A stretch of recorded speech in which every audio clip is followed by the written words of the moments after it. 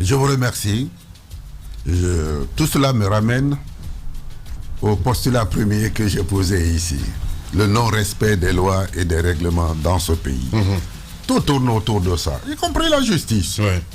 S'agissant de la tentative de troisième mandat, c'est un subterfuge, n'est-ce pas, qui est en train d'être entrepris par certains intellectuels qui veulent amener celui-là qui est encore au perchoir, au pouvoir, de briguer, de lui donner la chance d'un troisième mandat.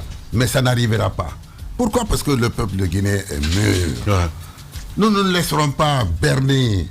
Et puis on ne va pas nous faire prendre des vessies pour des lanternes. Il n'y aura pas un troisième mandat. Parce que la constitution de 2010 est très claire là-dessus. Ouais. Et comme ils disent exactement... On estime que cette constitution, elle n'est pas légitime, qu'elle n'a pas été adoptée par voie référendaire. C'est une erreur monumentale au plan intellectuel, au plan moral. Pourquoi? Ouais. Parce que quand on dit que cette constitution ne tire pas sa légitimité, n'est-ce pas, du peuple, que c'est une fraction du peuple qui a élaboré cette constitution. Mais ils ont la mémoire courte. Souvenons-nous, en 2008, que s'est-il passé? Le président Lansana Conté a été rappelé à Dieu, paix à son âme.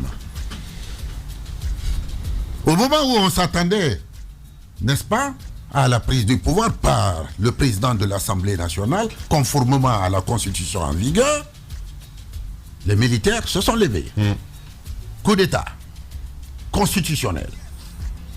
Donc, anéantissement de toute de la constitution et anéantissement de toutes les lois organiques, toutes les lois ordinaires et les règlements. Plus rien n'existait. C'est le CNDD qui a été proclamé, qui s'est autoproclamé, et finalement, cela nous a conduit à une période de transition voulue par les acteurs politiques, sociaux, par la communauté internationale. Et c'est ainsi que le CNT a vu le jour.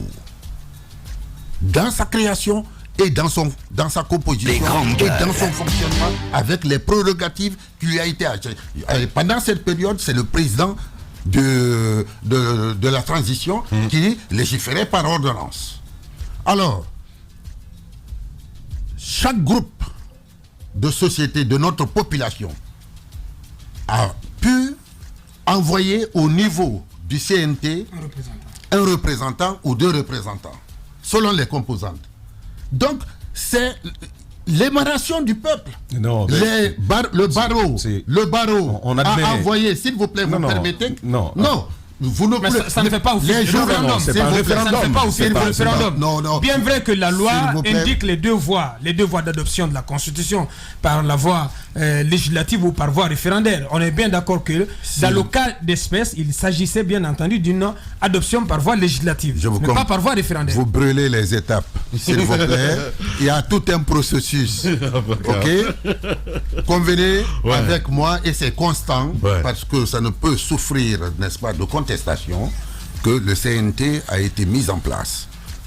Et le CNT, la composition et le fonctionnement ont été bien définis par un texte qui leur a permis de fonctionner. Oui. Et vous, journalistes, vous vous êtes réunis, vous avez envoyé des délégués. Les syndicats se sont réunis, ont envoyé des délégués. Alors, si vous dites que le texte de 2010 élaboré par le CNT n'est pas bon, cela veut dire que tous les actes qui ont été posés subséquemment sont nuls et de nullité absolue. Voilà, là-dessus. Alors, s'il vous plaît, vous permettez, s'il vous plaît. Non, la loi sur la liberté de la presse a été adoptée depuis la délégation sur le CNT. C'est de 2010. De 2010. Oui. Et puis, l'élection du président de la République en 2010 a été faite sur quelle base? C'est de cette constitution qu'on a tiré la loi organique sur le code électoral. On a élaboré le code électoral. Également, la CENI a pu voir le jour sur la base des textes. On est d'accord. Vous reconnaissez quand même que l'actuelle constitution a quelques incohérences. Non, vous reconnaissez cela? Ce n'est pas là le problème. Le problème, c'est que vous avez affirmé une chose. Oui, vous dites que cette constitution n'est pas légitime. Cela veut dire que n'est pas... Non, c'est pas nous qui affirmons. Non, c'est pas nous qui affirmons. des questions en prenant en compte. Non, il ne faut pas nous faire c'est ce que vous avez dit. Je vous ai posé une question. Ne fuyez pas. Non, je ne fuis pas. Moi, je vous ai dit. Voici ceux qui supportent, ceux qui soutiennent. Non, j'ai fini. Ceux qui soutiennent. Je suis d'accord avec toi. Ceux qui soutiennent l'idée d'une nouvelle constitution ou d'une modification constitutionnelle, leur argumentaire est de dire. Ils se trompent. Non, voilà, c'est la question que je vais poser. Je ne fais aucune affirmation. Alors maintenant, s'il vous plaît, vous permettez, ils se trompent. Parce que s'ils disent que cette constitution-là n'est pas bien, cela veut dire que tout ce qui a été fait sur la base au visa de cette constitution est nul et de nullité absolue. D'accord. Vous avez dit une chose, vous avez une chose que j'ai bien aimée. Ouais. Vous avez dit le peuple de Guinée a mûri. Mûrir, ça veut dire qu'on a pris en maturité, on a quand même une certaine histoire qu'on a réussi à capitaliser. Oui. Alors, vous avez été membre fondateur du PUP. Oui. Vous le dites vous-même sur ce fascicule que j'ai sous la main. Vous avez été député à l'Assemblée nationale, j'imagine, sous la bannière du PUP. Oui. Vous avez été ministre depuis 2007. Oui, je le connais. Alors, ce qui me plaît, c'est que vous-même qui étiez présent et acteur de la chose publique, lorsqu'il y a eu référendum sous Lansana Conté, c'est une chose que vous avez accompagnée. Aujourd'hui, c'est vous, sur la même question, qui vous retrouvez à dire aux Guinéens, c'est illégal, il n'a pas le droit d'aller au référendum. Est-ce qu'à un certain moment, on n'a pas besoin de cohérence dans cette démarche? Parce que le peuple de Guinée est témoin du fait, et pas vous seul d'ailleurs, le peuple de Guinée est témoin de tous ces acteurs qui ont accompagné Lansana Conté dans la révision constitutionnelle dans ce pays et qui aujourd'hui sont ceux-là même qui disent non, il n'y a pas de référendum. Comment croire à une meilleure Guinée lorsqu'on peut devenir deux personnes sur le même sujet à des moments différents de l'histoire? Voilà, vous avez la fougue de la jeunesse, mais vous... Je suis jeune. Je suis jeune. Mais c'est pourquoi je le dis. Mais malheureusement, vous savez, il y a un processus. J'assume toute responsabilité au niveau de l'Assemblée nationale de 1995 à 2002. Nous étions les premiers députés démocratiquement élus après 1984. Tous les changements qui ont eu lieu, les modifications, les manipulations de la Constitution, j'y étais opposé, je le dis haut et fort, et les témoins sont là encore. La limitation d'âge maximum, on a voulu déplafonner. Les grandes gueules. Moi, j'y étais opposé. Mais vous savez, ici, les gens agissent suivant leur intérêt. Mais comment vous prouvez que vous avez été opposé? S'il vous plaît, est-ce que vous pouvez me dire... Aujourd'hui, on n'a pas la preuve que vous étiez opposé. C'est le souci qu'on a quand même. Est-ce que vous avez la preuve que j'ai voté au référendum? J'ai une preuve, une certitude, c'est que vous étiez quand même député sous la bannière du PUP. On sait que vous avez ces députés-là ont cautionné le projet de modification constitutionnelle. Non, pas tous les députés, je regrette. Mais c'est difficile à prouver ce matin. Mais non, pas tous les députés, parce que le doyen Baba Madou, père son homme, était là, Sirajo était là, Alpha Condé était là, député. Ils étaient opposés, tout comme certains, s'il vous plaît. C'est tout comme, écoutez, il y a des personnes responsables dans ce pays, même étant de la mouvance présidentielle, qui sont capables de s'assumer. Et moi, je m'assume. Bien, allez-y, ma Alors, une chose est claire, c'est pas parce que la Constitution a été modifiée avant qu'il va falloir légitimer ce qui pourrait se passer. Le passé, c'est le passé. Est-ce que le Guinéen est prêt à accorder autant d'années à un président alors qu'il y a des alternatives? C'est ma question. Aujourd'hui, on sent quand même toute cette mobilisation au niveau du pouvoir pour qu'on intègre cette idée, pour qu'on aille vers cette constitution, cette nouvelle constitution. Au niveau de l'opposition à laquelle vous appartenez, vu votre position, dites-nous comment est-ce qu'on peut aller vers une union, parce que pour beaucoup d'observateurs, seule une union sacrée peut faire fléchir le pouvoir dans ce projet. Mafoudia Bangoura, vous avez raison, l'union sacrée est indispensable. Aujourd'hui, tout le monde est d'accord que la sève nourricière, la nourriture essentielle pour tous les partis, quelle que soit leur sensibilité, leur positionnement, c'est la consolidation de la démocratie. Les grandes gueules. C'est ce qui peut nous réunir. Aujourd'hui, l'heure n'est pas aux élections présidentielles. L'heure n'est pas aux élections législatives. L'heure est à faire barrage systématiquement à toute tentative de manipuler la Constitution, de faire une fraude, d'accomplir les grandes gueules et de donner la chance à quelqu'un qui ne doit plus, qui ne le mérite plus, n'est-ce pas, la chance de briguer un 3e mandat. En violant la conscience. Je suis sûr que si vous étiez resté au gouvernement, vous n'aurez pas tenu un tel discours. Écoutez, écoutez, les grandes gueules. Je lance un défi. Écoutez, si vous étiez, parce que jusqu'à date, je n'ai pas connaissance que un membre du gouvernement en fonction, donc en plein exercice de ses fonctions au sein du gouvernement, au sein de l'appareil d'État, donc sous Alpha Condé, soit sorti en public pour s'opposer à une telle idée. Tous pour le moment, même s'ils ne l'affirment pas, semblent être dans cette dynamique. Si vous étiez resté au gouvernement jusqu'à présent, si vous n'avez pas été tenu de ces fonctions, si vous étiez resté à Coléa, est-ce que vous aurez tenu un tel discours? J'aurais dit non. J'aurais dit non. Comment vous croire? S'il vous plaît, laissez-moi continuer. Allez-y. N'est-ce pas? Je dis que Mafoudia, qui n'est pas dans cette logique de si. Aujourd'hui, vous avez en face, s'il vous plaît, le président guinéen pour le développement. S'il vous plaît. Vous avez en face le président du RGD. Bien. Ok? Bien. Les autres ministres, laissez-les tranquilles. Alors, il y a cette réaction. Ça n'engage que, je vous dis, Mafoudia, vous avez parfaitement raison. Bien. Aujourd'hui, il faut faire barrage. Nous ferons front uni, bloc uni contre toute manipulation. Bien. Allez, il y a cette réaction, Moussa, s'il te plaît, si tu me permets, et puis après je te donne la parole, mon cher ami. Alors, il y a ce auditeur qui nous dit, Maître Kabele doit respecter le Guinéen. Il était l'un des acteurs du condéisme. J'étais dans un groupe qui était manager par leur groupe Québec. Voilà. Allez-y. Voilà. C'est une réaction, juste une réaction. Allez-y. Oui, parce que passer du contéisme ou du coudéisme au condéisme, je pense qu'il n'y a pas trop de cloisons étanches. Il suffit de... Les grandes gueules. Il s'agit toujours du pouvoir, il s'agit toujours des intérêts. Vous étiez en 2002. En 2002, oui. J'étais là, j'observais. Vous étiez là en...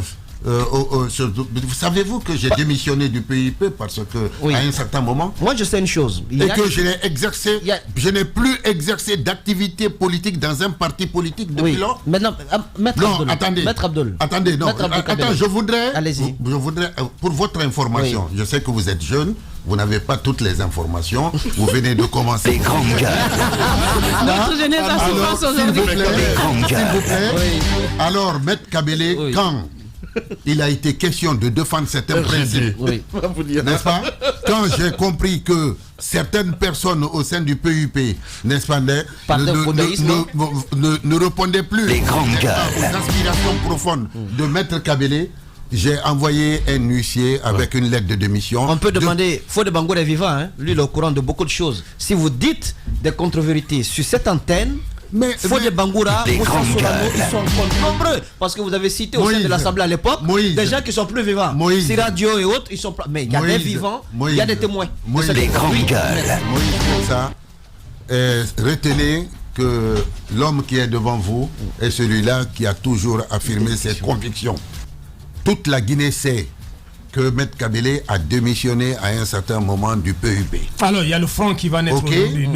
C'est très simple. Deuxièmement, cela n'a pas empêché le président à l'époque de nommer Maître Kabele ministre des Affaires étrangères. Parce que je me battais pour des aspirations légitimes. Je me battais pour une Guinée qui pouvait avancer dans le cadre de l'état de droit et au plan démocratique. Est-ce que vous croyez à une union sacrée de l'ensemble de l'opposition pour faire barrage à ce projet de troisième mandat? On vous a vu à l'œuvre ces derniers temps aller à la rencontre de plusieurs acteurs politiques, plusieurs leaders politiques. Vous avez rencontré Sidia, Selou et Dr Fayam Elimounou et d'autres, Dr Ousmane Kaba. Est-ce que vous avez senti l'envie chez tout le monde d'aller dans une sorte d'union sacrée et avec les acteurs de la société civile pour vraiment mettre en place un front qui va véritablement se mettre en action pour barrer la route à ce troisième mandat? S'il plaît à Dieu, vous allez voir les acteurs sociaux-politiques à l'œuvre. les jours à venir. Qu'allez-vous faire? L'union sacrée. Vous allez faire quoi sur le terrain sacrée. concrètement? Aujourd'hui, nous marquons l'union sacrée.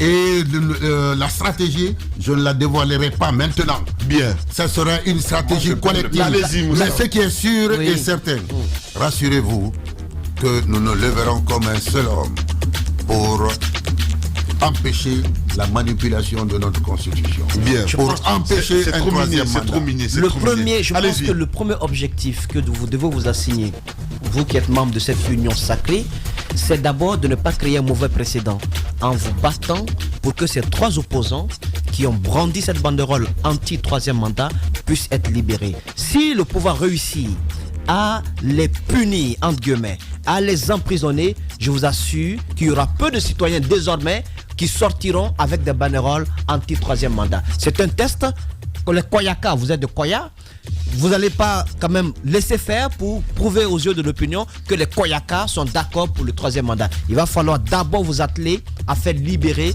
ces personnes qui n'ont fait qu'exprimer leur point de vue. Bien. J'ai exprimé la même opinion sur une radio libre hier soir. Vous avez raison. Les jeunes Conté, Silla et Bangoura qui ont été interpellés et arrêtés l'ont été de façon injuste, en violation flagrante de nos textes. C'est le fait du prince. Au palais du peuple, les jeunes n'ont-ils pas brandi des banderoles anti-changement de constitution? Ont-ils été arrêtés? Bien. Et pourquoi ceux de Koya ont été arrêtés? Alors, nous dénonçons cette manœuvre, cette façon de faire, ce fait de prince. Et puis, qu'il fasse attention parce que ça commence à faire... des exemples sont nombreux. Il y a des intimidations. Bien. Il suffit seulement qu'on vous voit avec Maître Kabele ou qu'on constate que vous œuvrez au sein du RGD pour que vous soyez convoqué. J'ai des preuves, oui. S'il vous plaît. Maintenant, écoutez. Oui, qui a quand même fait une vidéo virale.